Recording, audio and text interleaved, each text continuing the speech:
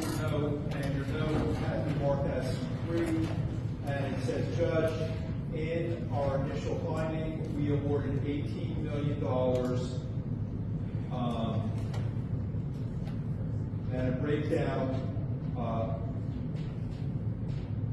presuming $5 million, actual $5 million, and punitive $8 million. With your verdict and your note, your jury service in this case is complete. I truly have enjoyed working with you. You've been an attentive jury. Thank you so much for your service. You are discharged. Judge, the defendant would like to thank the jury for their service. No. Get out while you can. Thank you so much. Everyone appreciates your service.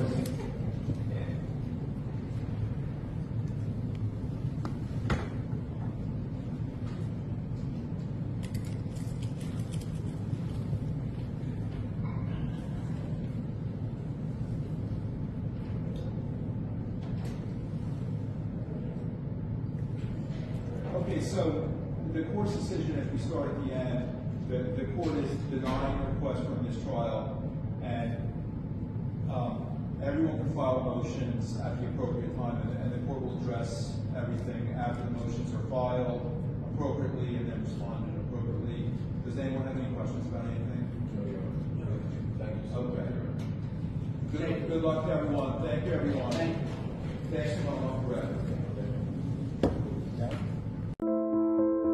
Good afternoon, ladies and gentlemen.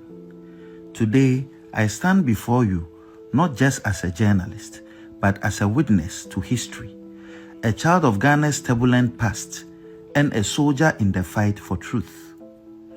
Yesterday, in the Essex County Superior Court of New Jersey, an 8-member jury delivered a unanimous verdict holding Kennedy Agyapong, former Ghanaian MP, liable for defamation and awarding damages of $18 million.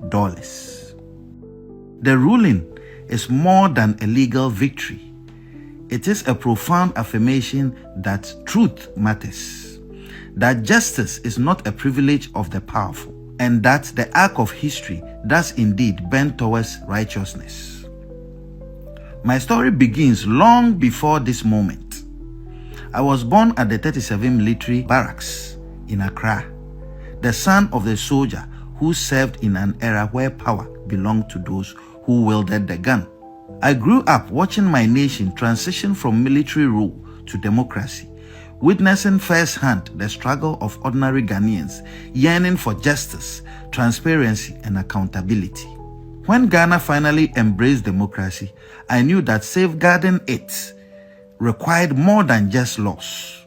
It needed the unyielding courage of those willing to hold power accountable. That is why I chose journalism, not as a career, but as a calling.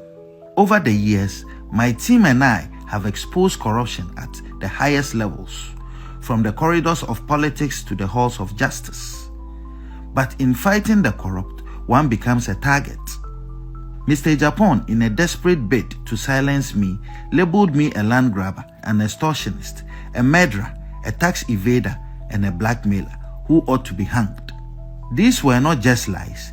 They were calculated attempts to destroy my credibility and put my life in danger. While Ghana's legal system failed to deliver justice in 2018, the U.S. court upheld truth. This case was not easy. Proving defamation in the United States requires establishing actual malice by a clear and convincing evidence standard, one of the highest legal thresholds in the world. That the jury ruled 8-0 in my favor on every count is a testament to the fact that Mr. Agyapong acted with reckless disregard. Regrettably, Ghana's justice system has not always lived up to the principles of fairness and impartiality.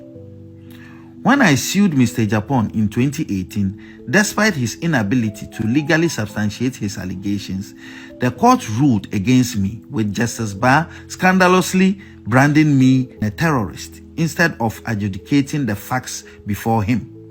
This miscarriage of justice was later condemned by Supreme Court Justice Kolende, who rightly described it as a violent abuse of judicial authority.